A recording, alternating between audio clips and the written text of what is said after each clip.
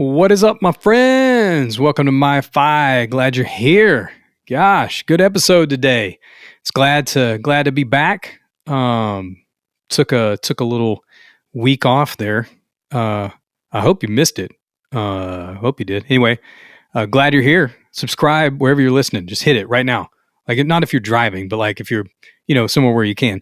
Hit subscribe and then go follow us on social. Instagram, TikTok, Facebook, Twitter, the whole deal, at MyFi Podcast everywhere. That's our handle, at MyFi Podcast, and subscribe and head over to YouTube, subscribe there. We always appreciate that. And just glad you're here. I had a great conversation today with my friend, Robert J. Hill, photographer, creative, business coach, all around cool dude who loves cool music and all that. I'll get into how cool Robert is in just a minute, but let's get into it.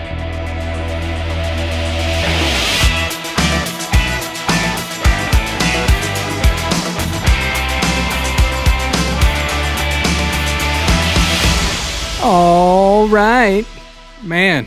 And we're off, man, I feel like so much has happened over the past couple of weeks. I almost don't know where to start, but I'll tell you where I'm going to start. I'm going to start with, I saw The Killers last week with my friend Nick and his wife. My wife went as well. It was an incredible show. Johnny Marr opened the show. Johnny Marr from the Smiths, incredible guitarist, big influence of mine. I own one of his signature guitars that Fender makes, and read his biography. I'm kind of a nerd about that sort of thing, guitar players that have influenced me and that sort of deal. So it was cool. I got to see Johnny Marr.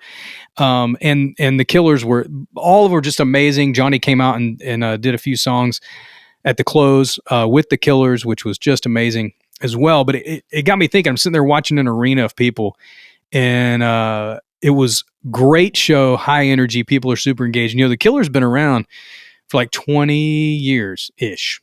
Hot Fuss, their first record, I want to say it was like 04, 03, something like that. And it got me thinking, like, I feel like they're going to be around a while,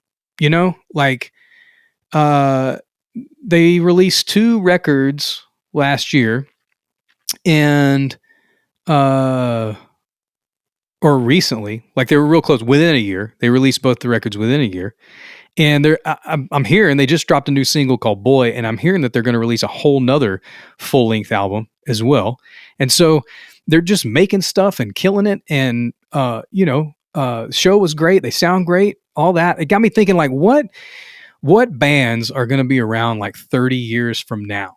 Because I just saw, like, the Stones are in Europe, the Rolling Stones. They're on their 60th anniversary tour. They've been making music for 60 years. And there's a lot of bands that are still doing things that are like 40 years old, or more. Like, I think about Aerosmith still playing. Def Leppard just released Def Leppard started in the late 70s. They just released a new album that's really great. U2 has been around that long. I was thinking, like, what bands from now, like, that are currently now, 30 years from now. So like, take the Killers. First record was like 03. We're almost in 2023. So let's say they've been a band 20 years. When they've been a band for 50 years, are they still going to be around 40, 50 years? I don't know, but it got me thinking. So I'm going to give you 3, and then we're going to start a conversation on social media this week on the MyFi Instagram and TikTok, and see what you think.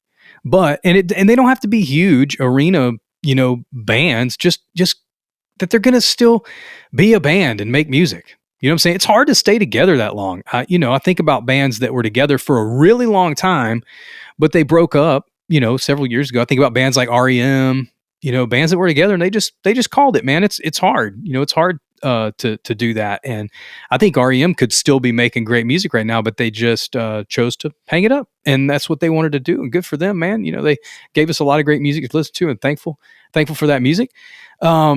And then some bands, lost members and all that sort of stuff, but it's hard to do. It's hard to do that. So I want to, here's my 3 bands I think that are going to be around. I think the Killers are still going to be around. I think that Brandon Flowers is the core of that band. Rob, the drummer, is awesome. The original bassist and guitarist weren't with them when I saw them the other night. And I don't know that they're touring with them. I think I've seen the guitar player posting on Instagram that he was out for a few shows this year, but I don't know what that relationship is. But they're still making music, and they're still making great music. And I think they're going to stick around. I think they're going to be around for a long time. I think the same about Kings of Leon. Kings of Leon has reinvented themselves. They came out around that same time as the Killers. I saw them in 2005 in New York City. I've talked about that a couple times, but like, and they were only on their first record, so they were around the same time as the Killers, 03, 04, as a band, and they've already like gone through this evolution, even though they're all the original, guys still in the band. And I think they're going to be around. I think their music transcends a lot of things. Like, it can be in arenas and it can be in bars, and it kind of transcends the environment. And I think they've made great, like really simplistic, broken down rock records. And I think they've made huge, bombastic arena records. And I think that they can do a lot. And I think we've got a lot to hear from them yet as a band. And then obviously Coldplay. I know Coldplay hit like late 90s, I can't remember. Oh my gosh. I always think Rush of Blood did that. Parachutes was the first record. I can't remember when that came out. Rush of Blood came out in 2002. I remember that. And so Parachutes was probably 99, 2000, something like that. So they've been around a while, and they've reinvented themselves several times. And, I think they've got a long way to go. I think that there may be some solo albums squeeze out of Chris Martin or Buckland or some of the other guys in that band that I think would just make killer stuff, and they come back together, and they've done some features, with interesting people. And I think that they're going to be around. They put on great shows, and people love them. Love Coldplay.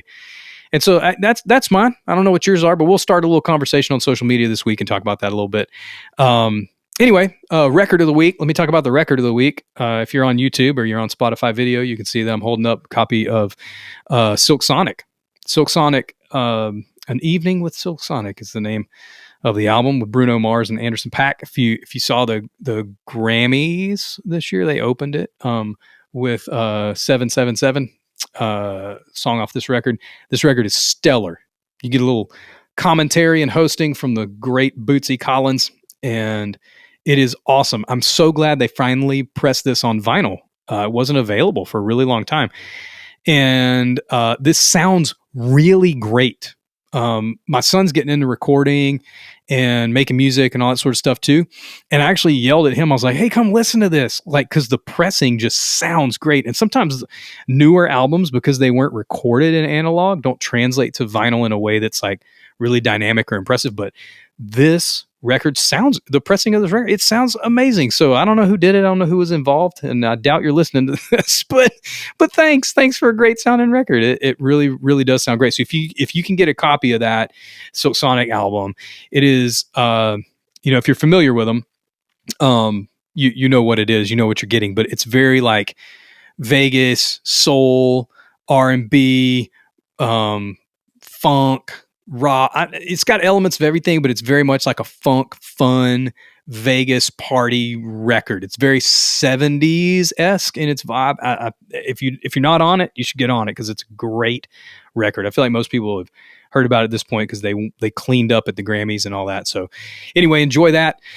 Today on the show, my friend Robert J. Hill, and I have known Robert for a long time. I called him Robbie for a really long time. I knew him when he was a kid. He is an incredible creative designer, videographer, photographer. Photography is kind of his main thing. I asked him in the podcast if he agreed with that, and he did.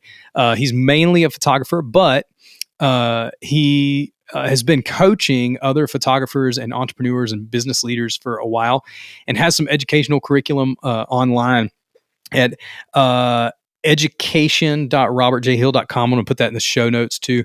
So that you can go check it out, because he's got this curriculum where he helps creative people figure out how to be their best, and predominantly photographers, but it applies to a lot of people. But he was a friend of mine when I lived in Florida. He moved to Portland, Oregon, lived there for several years. And then recently he hiked the Pacific Crest Trail. He's always been kind of an outdoors dude ever since he moved up there. He and his wife both, they sold their place. They've been living in this van they built out. It's like really cool. And you should follow him on social media. At Robert J. Hill is his Instagram. Because he's a photographer, obviously the content is just beautiful, especially from his hike up the PCT. The PCT, if you don't know what it is, the Pacific Crest Trail, is a trail that goes all the way from Mexico to Canada. So we talk about that. His journey is all on his Instagram. If you want to go, he hiked. I can't remember what he said exactly in the episode that you're going to hear in just a second, but it's like 2,600 miles or something and change. It took him like 160 days or something like that. It's crazy. Following his journey was so interesting. My whole family was like, is Robbie posting today? You know? Because it was so interesting. And he's just a creative dude. He loves music. He plays guitar. Music's been hugely inspirational for him as a creative person. And we talk a lot about that too. So let's jump in. Hope you love this episode. My friend, Robert J. Hill. Robert Hill. What's up, dude? What up, bro? You good? I'm so good, dude. Better than ever, I think. Where you at? I'm in Colorado right now. Nice. I live nomadically, so I'm in a van all the time. And at least for the next week or two, we'll be roaming around Colorado and then heading towards the Four Corners area. So spend the fall in the desert. That's awesome, dude. We were in Colorado in April, and this is the first time I've ever been, and it was incredible.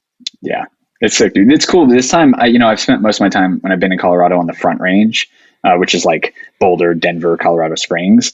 And this was the first time I've really kind of breaking that Front Range barrier and explored. I was in the San Luis Valley the other day, which is kind of like central southern Colorado. And it is a whole different world in central and southern Colorado. Like, yeah, so cool. We flew into Eagle, I think is what it's called. And then we drove to Vail. And even the landscape from that far was so different. It was beautiful, man. It's crazy. It's unlike anything I'd ever seen. My kids were like in awe. They were just, this is amazing, you know? Yeah. So y'all were in Portland, right? Yep. And you just sold your place and now you're chilling out, or you still got that place? Yeah, we actually, Portland got really kind of crazy during the pandemic. And so it was kind of around that time that we decided to sell our house. We jumped into a rental for about 6 months. And then it was just like, let's go on the road. So we've been on the road now for almost 2 years, about a year and a half, a little over a year and a half. And I don't see it stopping anytime soon, dude. Like we freaking love it. Yeah. So we don't have a place anywhere. We're just living nomadically, and that's our gig. That's awesome. Yeah. I mean, I've been following you on social, obviously, and keeping up and everything. And it just seems like you're in a different picturesque, place every single day. Yeah. I remembered during maybe it was the early time when you were on the Pacific Crest Trail, right? Yep. Yeah. PCT. You text me and we're like, hey man, send me some records or whatever. Yeah. What were you, I know you just completed that long hike. If you don't know what the PCT is, it's from walking, hiking, climbing mountains, whatever, all of the above, and then some from Mexico to Canada. It was 2,600. What was it? 2,653.6. Oh, like to be really exact. Yeah, you know every point, dude. Yeah. What were you listening to? What music were you listening to? Because I know you texted me and asked, and then you were posting stuff that I'm sure other people were sending you too. So what were your jams on that on the journey? Yeah, it was wild, dude, because you have so much time to listen to music. I was out there for 159 days, so 5 months and 1 week, and it was kind of interesting just observing what I was listening to. And especially, I feel like I came to a point where I was so sick and tired of listening to music, period, like all music. But I've shared with a couple people, like I feel like the trail there was definitely a lot of new bands that I took on and new records I took on, but it was also this interesting time for me to almost have this full life review. Like I feel like I've reviewed my entire life in that 5 months, including music. Like I listened to everything I've ever loved. I made a playlist that was basically like every band I loved in high school. So it was like Chasing Victory, Dead Poetic, Under Oath, Emery, Chiodos, Norma Jean, like, all of those bands. I put all of them in there. There was bands like Acceptance and Switchfoot and, Relient K and all those things that I loved growing up. And so that was kind of cool. Definitely crushed some huge miles, with those bands. But then there was a ton of other new bands like Manchester Orchestra. Like I never listened to Manchester, you know, and a buddy of mine was like, you need to listen to this Black Mile to the Surface. And it was just so Great freaking record. good. Yeah. Gosh, who else? Hold on. I have a list of these things. I was listening to, you sent me several records, and there was one record. I'm so blanking right now on the name. What's the one? Hold on, I'm going to find this. You sent me a record and you were like, this will get you some miles. It was Our Lady Peace, the spiritual Machines too. Spiritual Machines too. Yeah, so I was in the desert when you sent that to me, the first section of the PCT, and I put it on, and I was just like, nope, this isn't like this isn't for me right now, you know, like it was just hard. Like I listened to like the first song and I was just like, just not grooving with this right now. Yeah. But it was like, once I got to NorCal, I put that back on and I was like, oh my gosh, that's crazy. It was really weird. And I think it was probably, you know, at first I just wanted to listen. The desert was a challenging section, you know? And so I was like, whatever brings me comfort, which was like all these nostalgic bands and stuff I listened to. But once I wore all those out, I was like, give me the new stuff. That's interesting, man, that there was like different bands and vibes for like different parts of the journey. Oh yeah, for sure.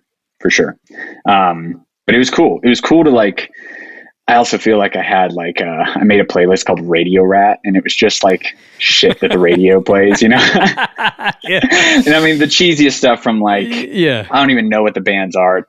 Taylor Swift to, I don't know, things you would hear in a club. Like I had that pumping a couple times because, you know, just getting in some like high energy, high vibrations or whatever. And just like at one point or at some point during that trail, you know, you're just trying to get distracted, and whatever will bring your energy up. Like I would listen to anything like that. So, that was good. Another band I've been in love with for the last couple of years, 2 bands, was a guy named Billy Strings. I learned of him via my in-laws. They were at Swanee Fest in Florida a couple of years ago and heard this dude named Billy Strings. And they were like, my wife, Emily, got on him, and then I started listening to him, and he's just, the word I would use for him is like, he will put you in a trance. Like, I don't know, other than like old classic rock players, like he plays guitar unlike most people. And it's all folk, like bluegrass type stuff, but just so freaking good. Him, and then that's awesome. There's a band called Rising Appalachia as well I've been into the last couple of years. It's 2 females, and it's really like earthy hippie music, I'd say. So I jam them a lot as well. Nice. You said you were talking about some of the bands from the past. Like, do you recall like when the first time was that you heard music in your life, and do you remember what it was? Man, I feel like the first time I ever heard music, and I jam these guys as well, but I think my the first memory I have of music is seeing Matchbox 20, nice. Their CD on, like, my mom had this wooden like CD cassette holder situation in our house, and I remember seeing what record is that? It's there's like the Yourself or Someone Like You. Yeah, that's like the first record I can remember listening to and just loving. And so I feel like that's, you know, even in my video work throughout my life, I feel like I've tapped back into that album a couple times just because it's just like the heart of the 90s, just giving it to me. So I think that's probably the first one. Yeah. Did you, do you remember what the first thing was that you bought? Like the first piece of music you bought? Ooh. I'd have to say it was probably a Switchfoot record. Yeah. Probably The Beautiful Letdown. Yeah. That was probably the first record I can recall actually purchasing. Yeah. And, you know, I remember back in the day when you and I were together a lot, like every Tuesday you'd go and you'd come back with like 10 CDs. And then I was like, I want to be that guy. So I'd go to Best Buy and start like, how many records can I buy on Tuesday at Best Buy? And then you get to the point you're like, what do I do with all these? Yeah, dude. So, totally. Yeah. I think that was the first one though. That's awesome, man. I remember like there was something about that, the 2000s, even like and I don't know, there's a connection to this. Funny that you say like the desert was hard, like when you were hiking the PCT and you just wanted like comfort, comfort equaled nostalgia, like Mm, known things. There was something about that early OOs, like indie rock, hmm thing, whether it was, heavy stuff or radio stuff or whatever. There was something around that I've talked to a few people about that just seemed um, like I'm connected with music from the 80s, but it wasn't personal to me. Like the subject matter wasn't personal to me, so it connects with me on purely a nostalgic level. But the music that OO's indie was like being made by people. They were singing about things that were so relatable to Yeah. everybody. And Yeah. I don't know. I've talked to people a lot about like how that has stuck with them for years. Yeah. Yeah. There was just something Yeah. about And it. and I feel that like, and I think for me, I was born in '89. So I feel like when I started listening to music, it was like right on the edge of like late '90s, early 2000s when I actually started consciously taking it in. And so I feel like I got like a little glimpse of like the end of the '90s. I was a huge Will Smith fan back then. I actually read his memoir on Trail, which was so good. Yeah. Um, but I was a huge Will Smith fan and like got a little bit of the '90s with some Matchbox and whatnot. So I have like a '90s playlist that I'm jamming a ton out there. Yeah. But that early 2000s, it was such a transformative time, being a teenager and MTV, TRL, like all that was hot, and like being in Panama TRL. City back, yeah, being in PC back then, like they would come for the summers, and so you get to see these bands that would come to town, and so yeah, that was just like a really nostalgic and comforting time, and definitely helped crushing huge miles and hot days Yeah. throughout the trail. You those shows that came back in your hometown there in Panama City, do you remember what the first show you saw down there was? Or in your life? Mm. First show I ever saw in my life. I don't think it was down there, but honestly, I think it was a Switchfoot concert. I think that was the first one I Really? ever. Yeah, I think so. I do remember. I don't think that this was the first, but you're gonna love this. I'm pretty sure it was definitely one of the first concerts I ever went to. My parents, we went on this road trip up to like up north somewhere in Ohio or something like that. And on our way back, we stopped in Atlanta and we went to a Nickelback, Three Doors Down, and 12 Stones concert. And Oh it my was, gosh. oh yeah, dude, they came out. I remember one specific time, one specific thing when Nickelback was playing, they pulled out a cart just filled with red Solo cups with beers, and they were just throwing them off the stage. Like that was it. Like chicks throwing their bras on stage, 10-year-old me just like, what is going on? And just Solo cups flying. Like it was awesome. That is crazy. You don't remember Yeah. what venue that was, do you? It was an amphitheater. It was a huge Yeah. amphitheater It's in probably Lakewood, Atlanta. like something south. It's probably Lakewood. That sounds like a Yeah. Lakewood amphitheater. I don't know what it's called now. They change names all the time because it's sponsored. Ah, Switchfoot was actually just here with really? They're on tour with Collective Soul right now, and Oh yeah. I hear that tour is just slamming. They were. I wanted to go see it, and I think it was actually out of town, but yeah, man, some of those bands too. It's interesting which ones of those bands from like the early 2000s, late 90s are still just killing it, man. They're out there making records. I mean, some of the best music maybe they've ever made in their career, all that sort of stuff. But I know that you're primarily like you coach entrepreneurs and business leaders. But I also know like creatively, and you correct me if I'm wrong, primarily I feel like you're a photographer. Is that fair? Or Yeah. is there stuff that you listen to that inspires you as a creative person? Like, and now obviously like, what inspires you now that you're listening to, but like throughout the years, has music played like a huge role in how, in your creativity? Totally. Yeah. Like I've done, I think, every form of photography out there. But what I was really focused in for a long time, and I'm not doing this anymore, but I was doing destination wedding photography for a long time, as you know.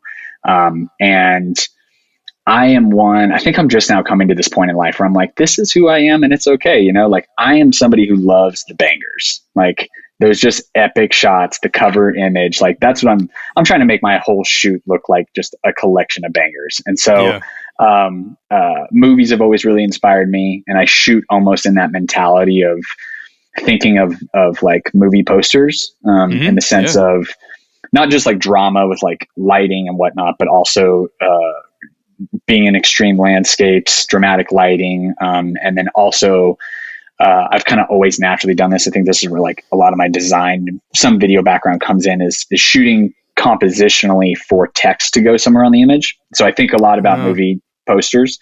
Yeah. And because of that, scores really probably are my biggest inspiration outside of just like romantic songs. Like I'd say scores are, some of my biggest inspiration. So, and funny enough, specifically, because I feel like scores is even a huge category. Yeah. I've narrowed down that the music that inspires me the most are scores that come from, epic sci-fi films with relationships or with romance in there. It's not always romance. It's always like a relational aspect. So like think like Independence Day. Independence Day, maybe it's a little farther, but but that's good. That is good. Yeah. Will Smith, man. I was trying to make the connection right there. I was thinking for you. He was that took his career, man. That was a big one for him. No, but like, Gravity, or even like Armageddon, Interstellar, Inception, like those really dramatic, sci-fi. It oftentimes involves space and romance. I'd say those are probably kind of like, the Hans Zimmers, and there's also a couple of like, more, I guess you would say indie guys. Like I've always followed this dude named Salomon Ligthelm. And he creates some just incredible score content, as well as like Tony Anderson. It's been cool too, because I feel like I fell in and found them early on, in their careers. And now I'm starting to see, Instagram reels from random people that are using their stuff. And I'm like, that's tight, dude. Like they really, they're doing it, So, epic dramatic scores is probably the most inspirational thing from when it comes to my work. Yeah. My, Jacqueline, my wife, and I, went to see the Killers and Johnny Marr last week with my friend Nick and his wife. And Johnny was opening. Johnny's a big influence of mine. He's in the Smiths, if you don't know, but he's also, I think he won an Oscar. He worked on Inception and really? Played guitar on that whole score. I think that was a Hans Zimmer. That's totally not my world. My friend Nick, he knows everything about all that stuff. But I think that was a Hans Zimmer thing. Somebody can correct me in the comments. But Johnny played on it. And so when he was coming out, like his intro was the Inception music. Nice. Nice. It was pretty dope. And then he came out and killed a Smith song. It was pretty great. Heck yeah, dude. It's also, I find that sometimes for me, it's not always a, I don't know. Sometimes I feel like creatively, I think everyone has like a different process. And a lot of times I've found that my process will come, and maybe this is to some degree like a little bit of a detriment for me, or at least I hold on to that story because I see other people that do it differently, and I'm like, maybe I just haven't learned that. But I think a lot of people maybe go into a project, because I do video as well, and like they'll go into like some type of video project, and they'll kind of have the idea or the vision for what they want. They'll have the music already set, and then they'll kind of be able to create from that standpoint. I'm more of like a show up and shoot everything I think is freaking cool, and then find things on the back end that fit that. Nice. However, sometimes I'll find music amidst the thing that I'm creating or working on. So like I can recall, my first time going to Iceland. I was shooting through Iceland for like 3 or 4 days, and it was just so dramatic and so moody. And, Radiohead's Moonshaped Pool record was like, that was it, dude. Like it fit Iceland so freaking perfectly. And now, of course, anytime I put that record on, it's always got to be a cloudy, moody day. I jammed that record a lot when I was walking through the rain on trail, just because it was just so vibey, and it transports me back to that kind of thing of just like epic landscapes and dramatic photos. And that's interesting. There's a Radiohead album, The King of Limbs, but it's the King of Limbs remixes. It's like they did I don't know, there's probably like 20, 30 tracks on there. It's a lot. It's a long track list. And there was like different DJs that remixed it. And that's my favorite record to work to. Like if I'm like just working on emails and like just, you know, the QuickBooks, you know, like I'm just doing the work, you know, that you have to do. That's what I love listening to. And I don't know why it's like motivating to me for some reason. I don't know if it's like the rhythm or whatever. And I don't know if it's like a lack of, you know, the vocals are in there, but it's like real spaced out. So a song that's 5 minutes on the record is like 9 minutes on the remix. And so you get a lot of instrumental stuff, but I love finding that stuff that like matches not just my mood, but like, the moment too, you know? Yeah.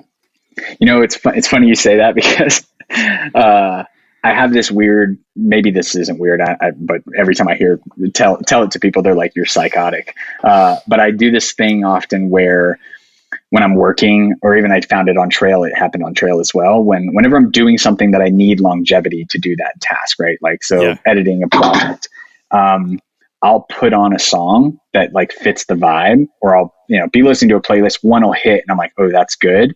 And I'll just put it on repeat.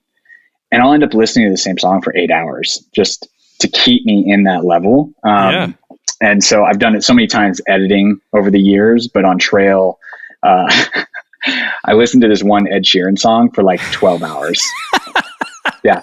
I was shooting for a 40-mile day and and literally 12 hours long, just one song on repeat the whole time. Cause it just kept me at a certain speed.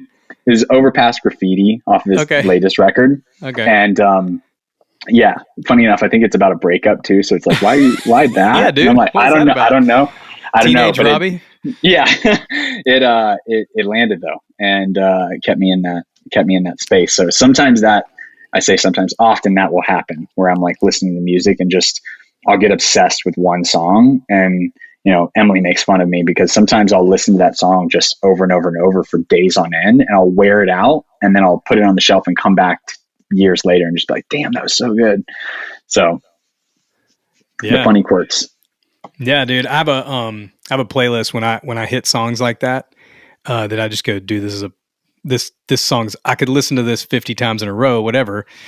I put it in this playlist, and I literally started this playlist in 2004 when iTunes like was in its infancy. And so now there's like 700 or 800 songs in this playlist. So if I don't know what to listen to, I just go hit shuffle on that playlist, and every song in there is connected to like a season or a moment. You know what I'm saying? Even new stuff. Cause I literally just put 3 songs in there. Maybe like 2 or 3 days ago, I added like some new stuff, and I'm like, this just matters. And there's songs like that for me. Maybe not 12 hours. But you know, I do. You don't listen to Ed Sheeran for 12 hours? I haven't yet, but you know, you never know. You should try it. I feel like maybe if I was walking through the wilderness for 2,600 miles, then I would get crazy enough, you know. I'd have moments talking to a volleyball or something about Ed Sheeran, you know. Yeah, dude. So now you spend a lot of time, you know, when you're not on trail, when you're not adventuring around the world, you know, coaching creatives and entrepreneurs and, you know, people. Do you find that like music's like a connecting point with people? Cause I know that you've been in like 20 countries and shot in 16, 17 countries, you know, professionally, all that sort of stuff. Do you find like music's a good connecting point for people too? I feel like I don't see it as much in like the photo world, you know? Really? Yeah. I mean, like for photographers, I definitely see it more in like the video world, of course. But with photographers, it's more of like the only time video is really going to come into play is like if they're building a slideshow or if they're at a wedding. And, you know, I've shot so many weddings that I'm like, anytime one of these, if a wedding song comes on, I'm like, turn it off. Like I cannot stand listening to wedding music whatsoever. It drives me crazy. Especially because they all play the exact same stuff. And as soon as a new song comes out, like when John Legend's Happy came out, I was like, shoot me. Like, this is terrible. Just over and over and over and over and over.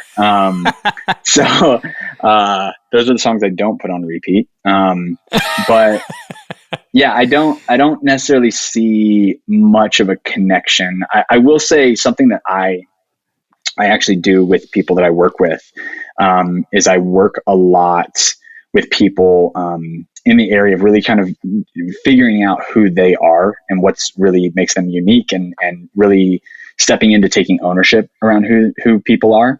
And, there's a lot of work there from just the aspect of the fact that we've been conditioned growing up to be a certain way. And there's aspects of us that are extremely powerful, especially when it comes to business, that are maybe hard to own because we've always been shamed or judged for those things. So music does play a part in some sense with the work that I do with people, because I take people through this exercise of figuring out what I call the ESP, or like extrasensory perception, right? And so ESP is your emotional, your social, and your polarizing self. And it's an exercise of getting really clear on that. And it's funny because every single person I do this with, one of those three things, you're going to have a problem with one of those areas. There's a certain aspect of one of those areas that it's hard to take ownership. So an example I've seen a handful of times is like when working with women, maybe their polarizing self is that they are dramatic, but maybe they've been judged throughout their entire life for being dramatic, and they've been told not to be dramatic, right? But once they can harness that and own that, then they can use that in their business to really like attract the type of people that they want to work with. And it naturally is going to play into their art regardless of whether they want it to or not. It's subconscious. Yeah, that's interesting. And so that's always a fun exercise, because your ESP is your sixth sense, right? So I start at the sixth sense, and then I break it down to the other five senses. And I tell people like, hey, if your brand was music, what music would it be? Yeah. And that's not always like necessarily the music that you may listen to, but it's like, once you get clear about like the energy of you, then you can go and really get even more clear about like, this is the music that actually would work best with a slideshow or with a video or with whatever, Yeah. So it's a fun exercise. It's a freaking challenging one for most people, but that's where music will come into play with some of the work I do with people. Has anybody turned that on you? Said if you had a brand, like, or music for your brand, what would it be? Oh yeah.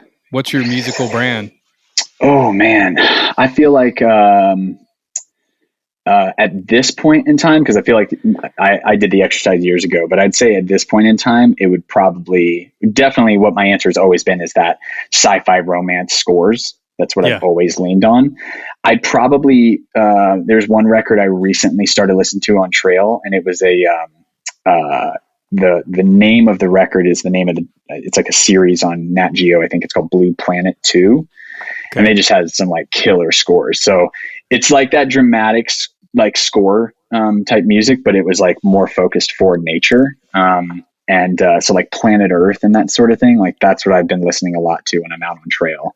And because that kind of gives me a little bit of the vibe of like, I could go and definitely make a reel out of this with like some highlights from this hike or something like that. So I'd probably say it's a little leaning more out of sci-fi romance and like adding in more kind of nature influence into that. Yeah.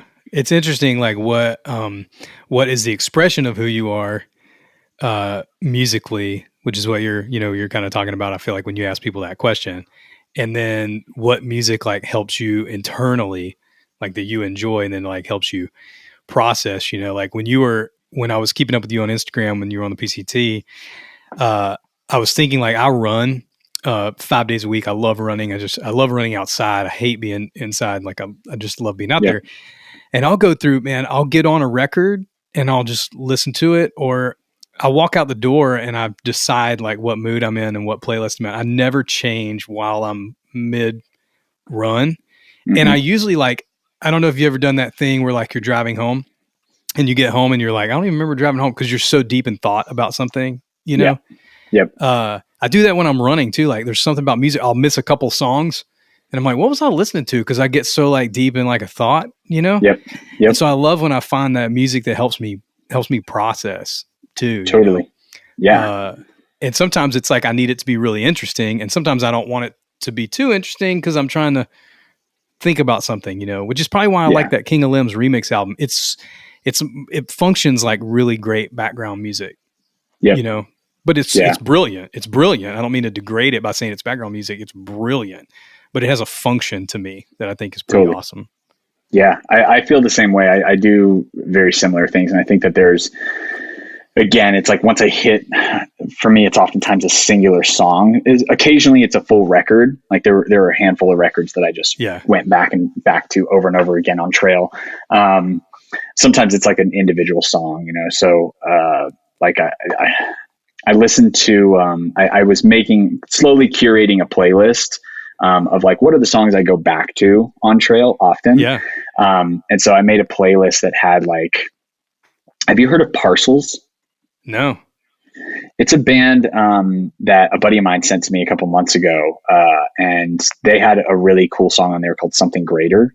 And then I've been jamming a lot of Jungle, if you've heard of them. Krungbin, like they are the type of music I can listen to and process, because a lot of their stuff doesn't have a ton of lyrics, but their guitar riffs are just so freaking good and so catchy. They actually just released a new song with what's it called? Mariposa, I think is the name of the band.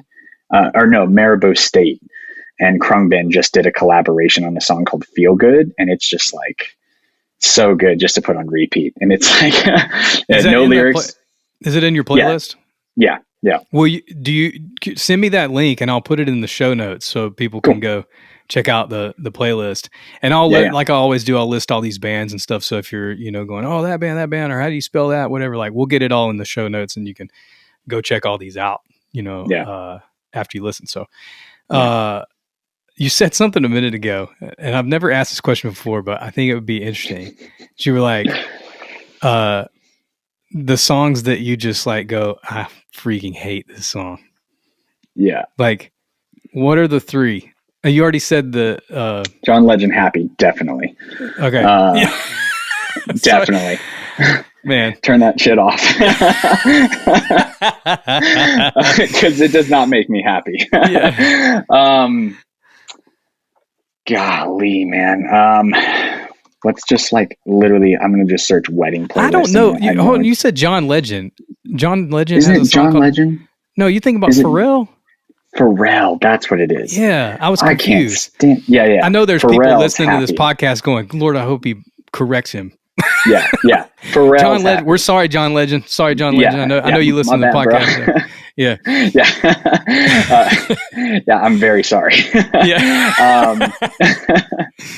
All right. Pharrell. Some of these, I don't even know what these songs would be called, man. Like I've just heard them so many times. Like, is it all wedding stuff? Yeah, like it would probably all be wedding stuff. I know one. What is it? Is it called the WAP, or what is that called? There's some dance move called the WAP, or I know people know what I'm talking about right now, but it's some booty shaking twerking song. And it's just, I hate it. I hate it. Don't turn it on. They're all associated with wedding, like from years of all the videography and photography and stuff in those environments. Poor people. Hey, don't play these songs at your wedding. Like, this is free advice.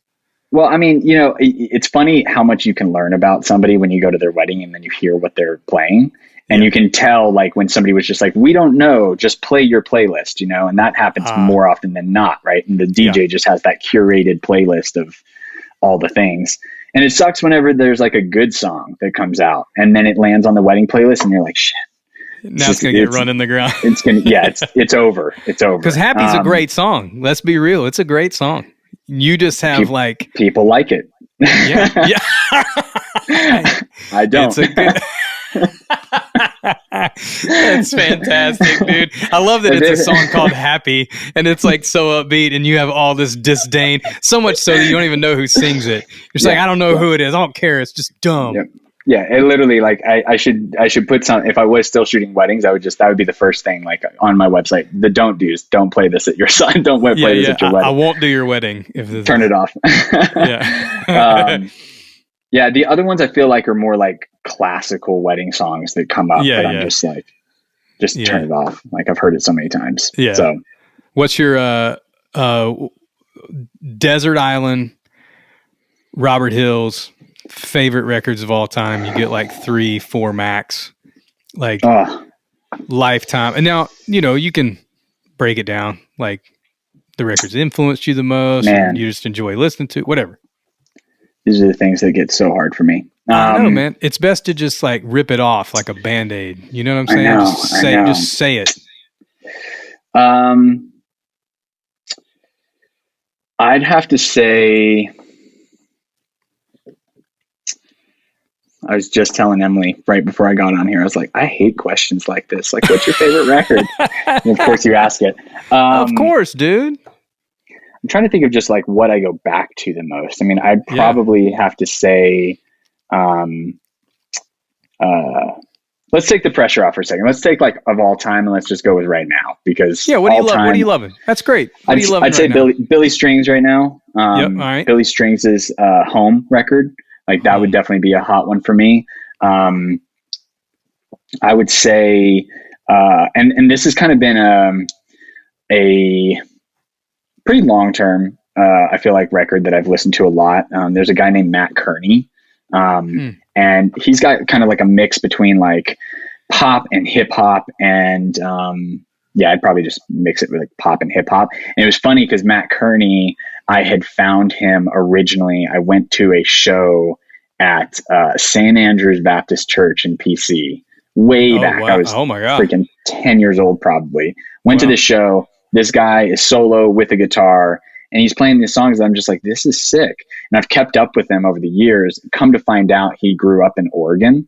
He's from Oregon, and he's just, he's blown up over the years. He's got a couple of great records, and there was one song specifically that I feel like carried me through California. It was called Coming Home, and in quotations, it's Oregon. And the whole song was about Oregon and just how much he loved Oregon. And so that song was like, through the 1,700 miles that I hiked through California, that song came on so many times. It's just like, you're almost to Oregon. You'll be fine. Like, just get there. So that's a good one. There's another one I've been jamming a lot. There's a band named the Wilderados. And I jam them a lot on trail. I have some friends out in Joshua Tree who sent them to me. And they're what's the name of their? Yeah, I think it's just Wilderado is the name of the record as well. It's like a name of the band situation. So I'd say those three right now. Yeah, that's awesome, man. Well, dude, I appreciate your time, man. I appreciate you being on the show. It's been epic. Y'all make sure that you check out the show notes. Rob's just at Robert J. Hill on social media. And then I'll put the link to his website as well in the show notes. Rob does a lot of consulting and encouraging and mentoring of photographers and entrepreneurs and videographers and creative people. So if that thing is what you do, you should definitely check out what he does. He's had a lot of success in that world and helps a lot of people. And so definitely check it out. Rob, thanks for being on here and chatting up all this music, man. Definitely. Take care, bro. Thanks.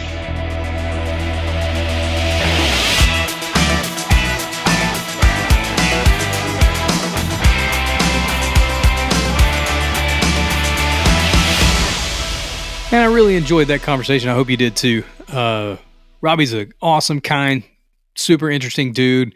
Got a lot of cool things going on. You should definitely follow him on Instagram at Robert J. Hill if you want to see some beautiful, incredible photography. He was saying that he always shoots for like, the grand shots, the money shots, the big overwhelming photography, that's like record covers and, things like just huge images. And I think he kills that personally. And so you should go check out his stuff. He has another account you can find through in the bio of his main account, which is at Robert J. Hill. Another one where he is selling some prints of photos that he took on his journey up the PCT. And he literally was like, when I interviewed him, he knew he was going to be off trail today, but he's hiked like a couple more mountains this week. It's just kind of what he's doing, and that's super interesting to me. And the tracks that he's listening to and all that stuff along the way is pretty cool. So I hope you enjoyed that. Please make sure that you subscribe wherever you're at. Subscribe on YouTube, Apple Podcasts, Google Podcasts, Amazon Podcasts, Stitcher, wherever you're at. And then go follow us on social at MYFI Podcast on Instagram, Twitter. We got a Facebook page. We're always posting content from, clips from the YouTube version, all that sort of stuff. And then we're going to have a conversation about what I talked about in the show opening. just like, bands that we feel like are going to still be going in another 20, 30 years, maybe who that is for you. So join the conversation this week on the MYFI social channels, at MYFI podcast everywhere. And thanks for listening. Till the next one. Have a good one.